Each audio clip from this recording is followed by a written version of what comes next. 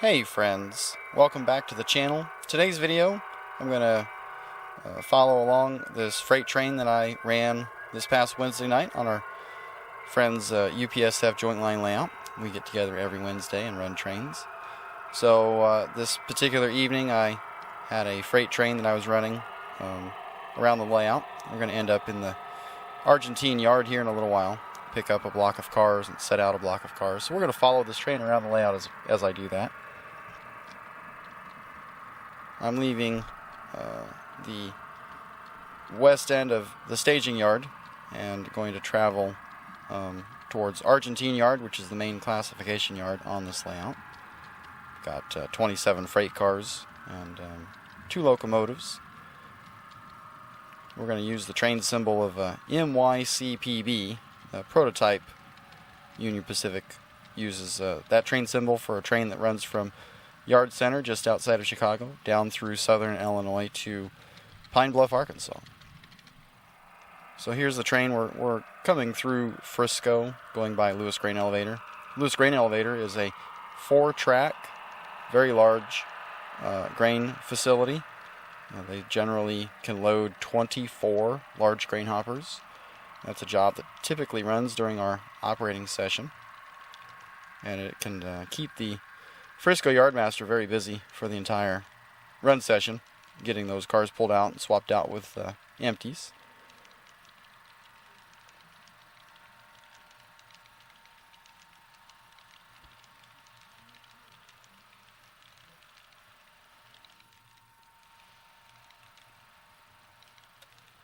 So I've made it to Charles Interlocking. This is where the main track loops over on itself. Just goes in a big circle in this peninsula, and so as our train goes over the diamond here, moments before we arrived at this point, we're actually crossing this diamond on the section that's the double track there.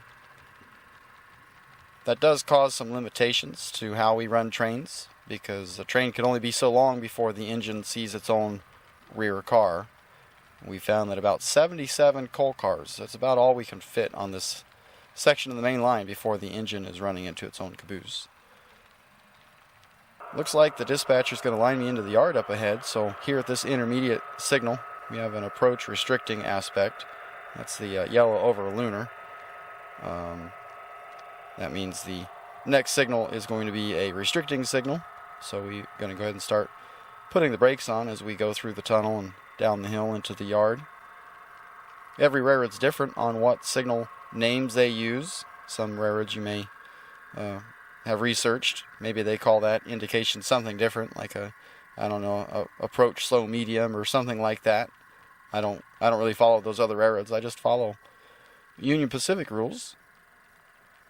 So with that approach restricting, it just means that we can approach the next signal prepared to pass at approximately 15 miles an hour. That's what we're going to do as we go into the yard. You'll notice that bottom head on that searchlight. That's just a marker light. It just shows dark and lunar. The top searchlight head does show green, yellow, and red, just depending upon the track conditions ahead.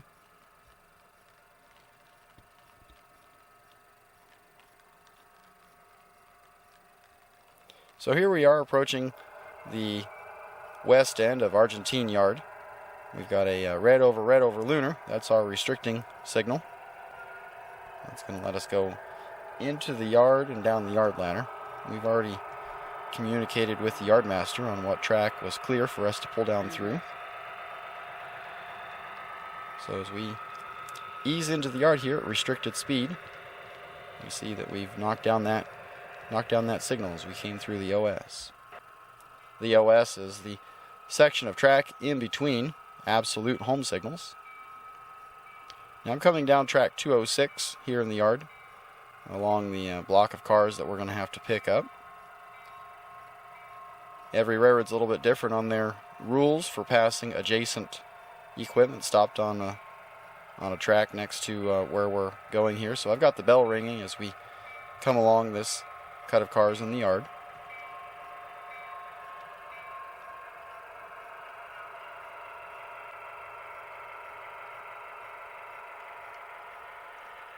So all of the switches on this layout, they're all Pico code 100. So that means there's no switch motors on these hand throw switches. You just put your finger in the points there and flick the points. It's got a spring on the points that allow you to just kind of toggle them back and forth. So I've lined all the switches I need to come down the yard ladder. And that'll let me go ahead and get my train pulled up the rest of the way.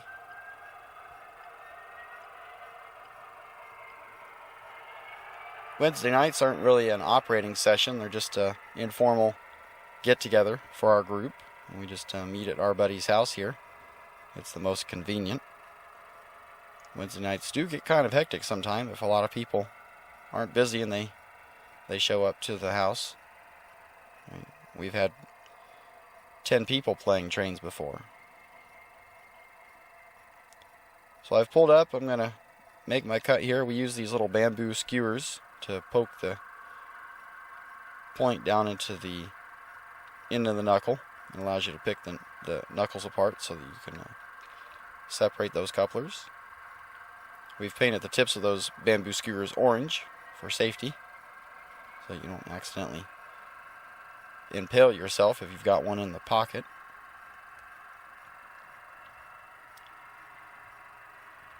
So our paperwork says to set this block of cars out on track 204. So I can pull up clear of the switch here. And then align that switch and shove back into the yard there. We've got a crossover to go from 205 to 204. So I can just line that crossover and ease these cars down in there. And then it looks like the block of cars I'm going to have to pick up, that's there on track 205.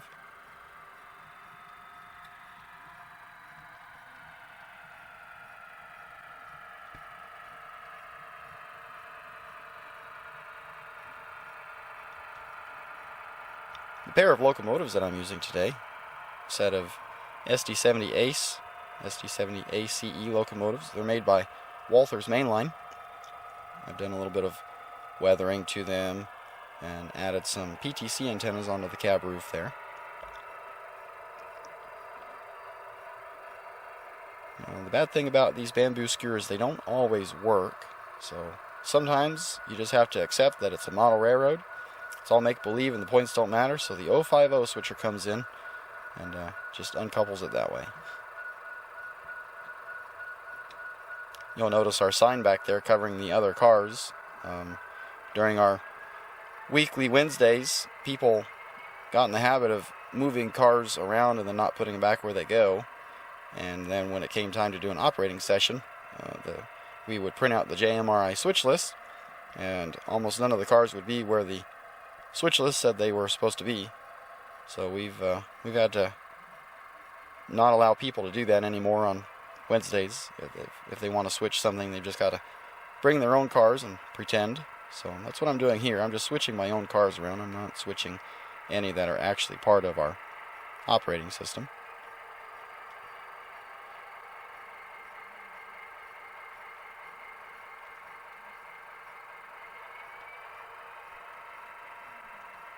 I enjoy weathering, so most of my cars are weathered and graffitied. I model a contemporary modern era, so that's as much as I may not like graffiti in real life, it is just part of railroading. Most of my cars have those smoke box graphics, yellow reflective tape, and they actually reflect in the dark, so that's a pretty neat little detail. If you model modern, you might check out that smoke box graphics. So I've got my my cars here that I'm making my pickup on. We're going to clear this switch and then shove back and couple up to the rest of our train.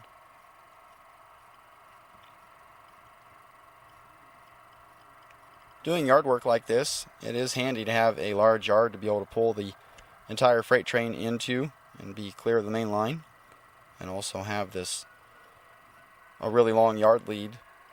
We can do all of our work clear of the main track so that other trains can run around. I understand not everybody can have a very long yard lead. So you just you try and fit as much as you can into the space that you have.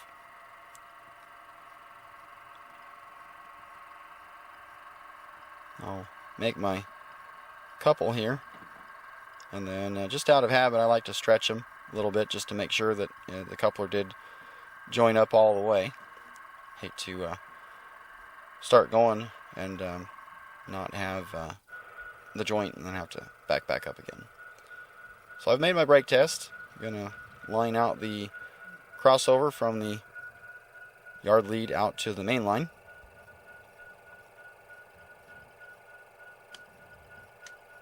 And highball, because we got our work done here and it's time to get on down the road.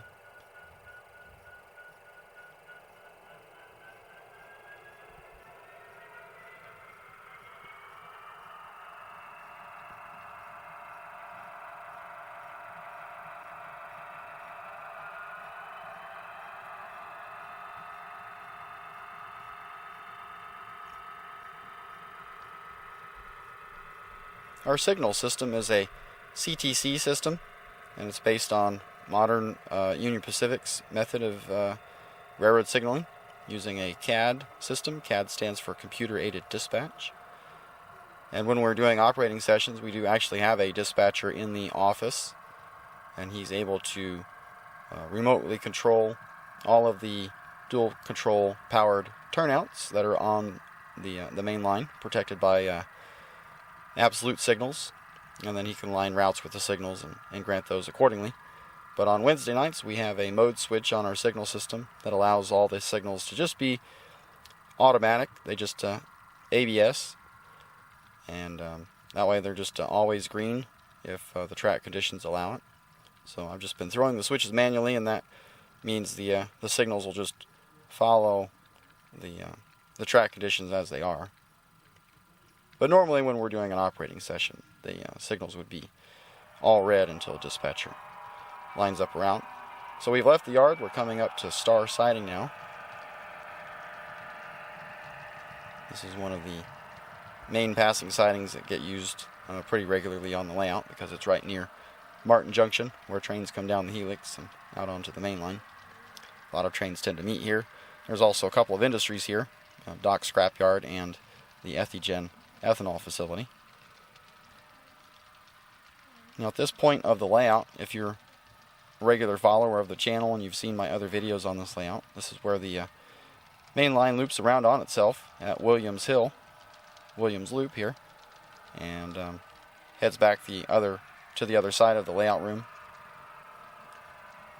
Having these loop arounds at each end of the room allows us to not have to have any duck unders for the layout. We're able to follow our train around the layout from one end to the other and not have to duck under or use any lift bridges, so that's really convenient. Now if you have a long enough train, you can loop around on yourself here. If I had one more car, I think I would have had my engine directly over my train there. So that's how long my train is, or how the loop works there. So we're coming down the main line. We're going through the area called Xenia, and this is the Purina plant. It has several different tracks in the plant for spotting the different kinds of cars for the different products that they produce there. Now I don't show you guys very many videos of inside the helix room. It's not meant to be scenic, so there's not really a whole lot to look at here. But this is our new junction switch that goes up into the other room. We're building an expansion of a large downtown city scene. We'll have an underground passenger depot there. So that's in the works, but we come out of the helix room there, back into the main layout room where it's all scenic. We can see our train blast out of the tunnel here. Going to roll by Ebner Cold Storage and Sunbeam Plastics. A couple of new industries that are still in the works. Got a diverging approach signal, red over yellow. So I guess I'm getting lined into the siding here. It's about time for Amtrak to come through, so the freight train's going to have to pause so we can make sure that the Amtrak stays on time. So I'll just ease my train down into the siding and tie it down and wait until I have a clear signal. Flora siding, it's one of the, actually the longest passing siding on the layout. It's long enough to hold a 36 car coal train and 2 or 3 engines. So that's handy when we have guys that come, they like to run the really long trains. This way there's a couple of spots on the layout for them to actually meet and not hold everybody else up.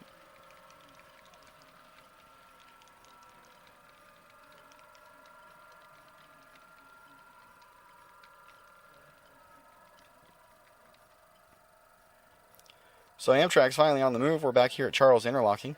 Amtrak's going to come down over the crossing and knock down the semaphore signal. It's always a crowd pleaser. Everybody enjoys watching the functionality of that. So this is a state-funded Amtrak train. And you'll notice the baggage car on the end. Well, that's because there's an axle restriction on the layout for Amtrak to be able to travel at full track speed.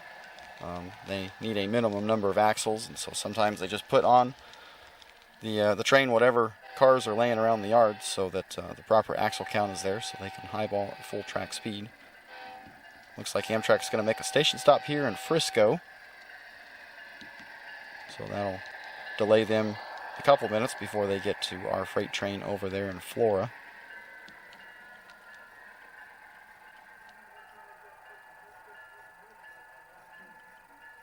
These Horizon coaches are part of the new Walther's Main Line that were released last year. They're pretty nice cars. I've been waiting for them for a long time. We've got an Athearn Genesis P42, Amtrak number 5.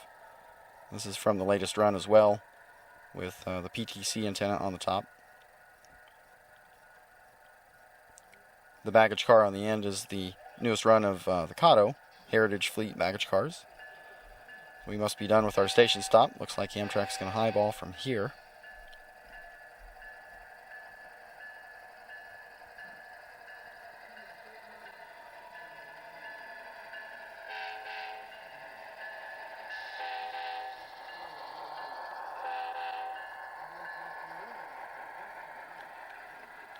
There's 4 train stations on the main line around this layout. So if somebody wanted to run a passenger train, there's 4 different areas where they can stop and pick up or let off passengers.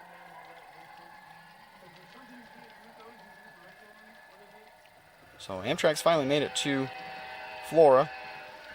They've got several grade crossings they have to blow for, so they can't dim their headlights for our train stopped in the siding there, but normally they would if they were at any other siding and didn't have crossings they had to go over, so that's an FRA rule. So they're going to go on, and that means dispatcher's probably going to line us out of the siding, and then we can get on the rest of our trip here.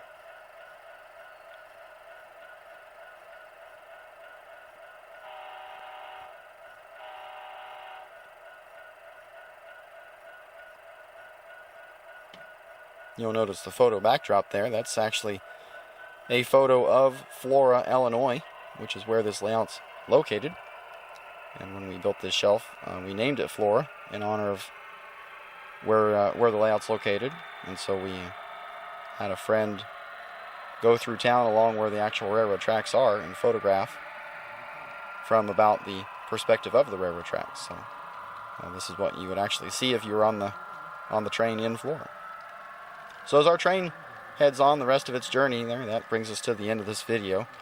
We're going to watch it go by, and I'll leave you with these final thoughts here. If you're new to the channel, go ahead and consider subscribing. Maybe go ahead and click that bell icon so you're notified every time I post a new video. How about you leave a comment down in the comment section below? Let me know what you like to model, maybe what your favorite railroad is, and any other comments and suggestions you might have. If you like this video, go ahead and give it a thumbs up. Maybe share it with your friends. And we will see you guys on the next video. Thanks for watching.